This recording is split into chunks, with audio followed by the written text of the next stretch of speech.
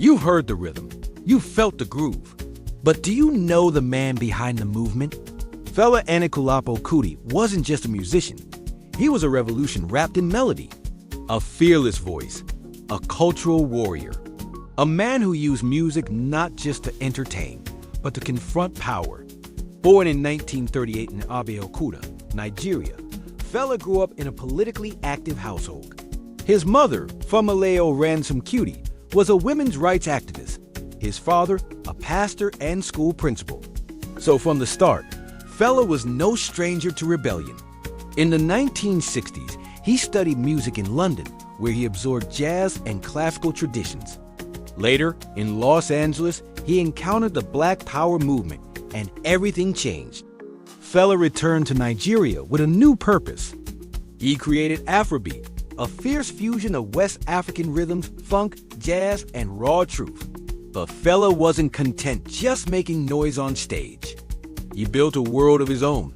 The Kalakuta Republic, a commune, a recording studio, a place of radical freedom. He declared it independent from the Nigerian state, a bold and dangerous act. And the government, they didn't like it. Not one bit. Fela was arrested over 200 times in his lifetime.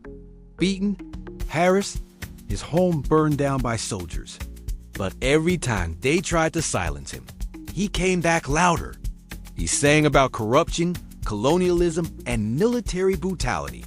Songs like Zombie mocked the blind obedience of soldiers. Sorrow, Tears, and Blood mourned state violence. Coffin for Head of State dared to drag the ruling class through the mud. His lyrics were sharp, satirical, dangerous. But for the people, they were a soundtrack of resistance. Fela's philosophy was as bold as his music. He rejected Western religion, embraced traditional African spirituality, and criticized foreign influence in African politics. He called out injustice wherever he saw it, even when it cost him everything. When Fela passed away in 1997 from complications related to AIDS, Nigeria didn't just lose a musician. It lost a symbol, a voice, a legend. Today, Fela Kuti remains more than a memory. He is a symbol of artistic courage, African pride, and revolutionary spirit. So the next time you hear the beat of Afrobeat, remember the man behind the mic.